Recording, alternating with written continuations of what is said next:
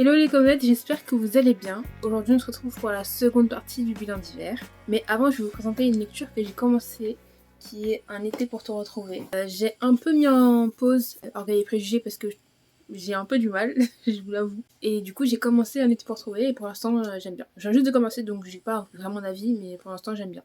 Passons tout de suite au bilan. Alors la lecture qui a suivi L'As de cœur de Morgane Moncomble, ça a été Un hiver pour te résister de Morgane Moncomble aussi, qui est le second volet de la saga Seasons, dont je suis en train de lire le dernier volet. J'ai beaucoup aimé ce volet, qui est bien plus soft que le premier, mais qui n'est pas rien en originalité ni en passion. J'ai eu un petit coup de cœur pour le personnage de Lily, qui est une protagoniste très bien construite. J'ai bien aimé son côté un peu résilient, qui aime le risque, et à côté son petit côté de fisage. Je trouve que ces deux côtés d'une même personne, ça peut rendre le personnage attachant. Et c'est un excellent exemple de protagoniste féminin comme j'aimerais avoir dans les années à venir. Elle est aux antipodes de son nouveau partenaire, Orion, qui lui, à cause de ses expériences passées, a du mal à faire confiance et a surtout du mal à se faire confiance à lui-même. Mais ce que j'ai surtout aimé, c'est la façon dont ils vont essayer de collaborer ensemble malgré leurs deux tempéraments complètement différents. Les plot twists étaient très originaux, je trouve que ça donnait une toute autre dimension à l'histoire, notamment dans leur vie à eux et par rapport à leur vie professionnelle aussi. Pour moi, c'est un autre sans faute de Morgane Moncomble, donc j'ai trop hâte de pouvoir vous partager mon avis sur le troisième, qui est Un printemps pour te succomber.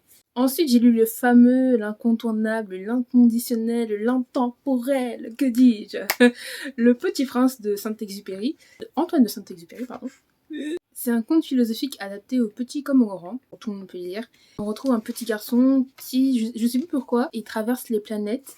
Et en fait, à chaque planète, il rencontre un problème, enfin, une contrainte de société. Donc, par exemple, je crois qu'il me semble qu'il y a une planète où, par exemple, je me souviens plus exactement, mais il y a une planète où il rencontre un roi. Et en fait, le roi sur sa planète, il est tout seul.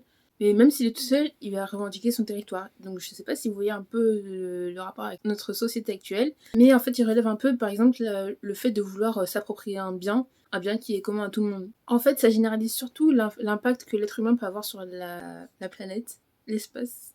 Enfin, je crois. Franchement, je savais pas comment expliquer ce livre, mais il est bien. Non, vraiment, ce livre j'arrive pas à le vendre, j'arrive pas à l'expliquer, mais c'est sur la société en tout cas. Voilà. Ensuite, j'ai lu Des rires de hyène de Marion Brunet. Ce livre a été pour moi un coup de cœur parce qu'il touche à un sujet qui me touche énormément. C'est le harcèlement scolaire, sauf que là, on parle du harcèlement d'un élève à un prof. Je sais pas si vous avez déjà souvent entendu ce cas-là, mais pour moi, c'est vraiment un des aspects qui est très rarement traité, que ce soit à la télé, dans les médias ou quoi.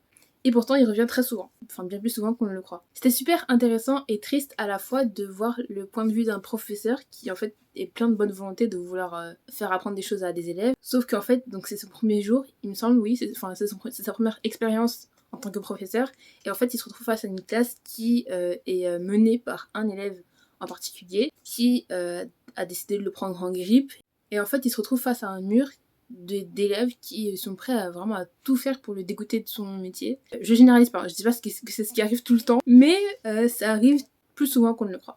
Et ce qui est triste aussi en fait, c'est que le professeur essaye de trouver des solutions pour les élèves, sauf que les élèves ils sont déserts, ils voient rien. Pour eux, c'est vraiment lui l'ennemi à abattre. Et lui-même, il n'arrive pas à trouver du soutien auprès de ses collègues qui le prennent un peu de haut. Ils se disent, ouais, c'est un jeune, s'il tient pas aujourd'hui, il va pas tenir demain. Donc, du coup, il faut un peu le laisser se débrouiller. Ils sont un peu dans cette mentalité-là, comme ça. Du coup, c'est un peu compliqué. Enfin, je vous laisse découvrir. Et moi, je sais pas raconter des histoires. Par contre, la fin, j'ai pas trop compris. Je trouve que c'était un peu extrême par rapport au livre. Enfin, à la situation.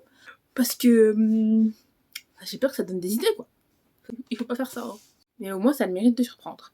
Mais bon, je trouve que cette histoire soulève quand même un élan d'empathie envers les équipes pédagogiques qui sont très souvent débordées et pas forcément comprises. Mais bon, voilà, ce livre est très intéressant et je trouve qu'il a vraiment sa place dans les coups de cœur. Voilà. Ensuite, j'ai lu Comme ton père de Gilles Abier. Alors, ce livre aussi est un coup de cœur. Malgré l'écart qu'il a eu au début de l'histoire, qui ne devrait pas être pris à la légère, enfin autant du moins qu'il a été pris dans le roman, je trouve que le personnage d'Aloris est très attachant, parce que malgré tout ce qu'il vit, il se pose énormément de questions par rapport à sa famille, et surtout qu'il a une soif de vérité qui est dingue. Et en fait, au fur et à mesure de son voyage, on y découvre une sensibilité et un attachement assez proche qui est très touchant. La plume de l'auteur est très crue, mais elle est riche aussi en émotions, du coup ça contrebalance, et ça rend l'histoire très agréable à lire. En tout cas, j'ai adoré cette aventure. Ensuite, j'ai lu cette pépite Quand vient l'été de Laurent Safou, illustrée par Reine Debussy. Je savais d'avance que j'allais aimer Quand vient l'été. Je savais. De 1, parce que c'est écrit par Laurent Safou, et de 2, parce que j'ai vu les graphismes. J'ai vu un aperçu sur le profil de Laurent Safou des dessins. Je vous dis, j'adore. Regardez, le jeu de couleurs, c'est que des dessins en bichromé, c'est-à-dire qu'à chaque fois, il y a 2 couleurs. Là, par exemple, on a le bleu et le violet. Ensuite, on a le vert et le marron. Je sais pas si on peut dire marron ou orange ici. Ensuite, le bleu et le jaune. Ah là là, j'adore. Ensuite, on a le bleu et le rose. Je crois que c'était mon préféré, celui-là. Et bon, voilà, c'est une combinaison qui ne peut que fonctionner. En plus, je suis allée à l'art dédicace là il y a pas longtemps. Je crois que c'était début juin. J'ai pris des petits marque-pages. Ils sont trop beaux. En plus, ils sont tout doux. Ils sont pas en papier glace, mais ils sont un peu plus... Je sais pas quelle matière c'est, mais ils sont super doux.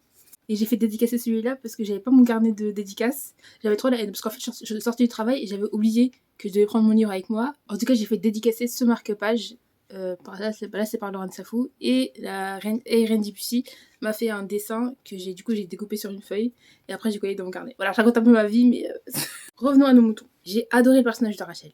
Elle était si touchante et vraie que j'avais envie de la prendre dans mes bras, alors que pourtant c'est quelque chose que je déteste. Les gens qui me connaissent, ils savent que moi j'aime pas qu'on me touche, j'aime pas être touchée, j'aime pas toucher les gens. Mais vraiment là j'avais envie de lui faire un câlin, j'avais qu'une envie, c'était de lui faire un câlin. Dans l'histoire on retrouve beaucoup de conflits sororaux, je sais pas si ça se dit sororaux, parce que c'est comme fraternel mais pour les filles, qui sont malheureusement très souvent balayés sous le tapis dans la famille. Et même s'il est très gentil, j'ai eu un peu du mal avec Joachim, de voir la façon dont il se rapprochait de Rachel. Même s'il avait ses conflits propres à lui, j'avais beaucoup du mal à m'attacher. Parce que, en fait, je crois que j'en avais trop tranché sur... sur la situation pour pouvoir avoir des empathies à son égard. J'y arrive pas. Ça m'a fait énormément de bien de retrouver une histoire sans superflu, authentique, mais d'un côté aussi très commune, notamment par rapport... du coup, quand je disais les conflits sororaux, je parlais surtout, par exemple, du colorisme, notamment parce que Rachel est plus foncée que sa grande sœur qui est claire de peau. On va aussi parler de son rapport à son corps, son rapport à sa famille. C'est vraiment plein de choses qui font du bien au cœur. Donc ça fait du bien d'en entendre parler, de voir des sujets traités. C'est... Waouh, que de l'émotion. Et j'ai pas les mots, mais vraiment c'est du baume au cœur. Franchement, voir des histoires comme ça, c'est vraiment du baume au cœur. Avec des dessins comme ça en plus. Et en plus, Laurent Safou va sortir un livre cet été qui sera fin d'été, il me semble que c'est le 27 août, qui est La mer chantera ton nom. J'ai trop hâte de pouvoir l'avoir entre les mains. Voilà, j'espère que vous aussi vous aurez la chance de pouvoir le lire, quand vient l'été également. Et enfin, pour finir, j'ai lu The Sun is Also a Star de Nicolas Yoon.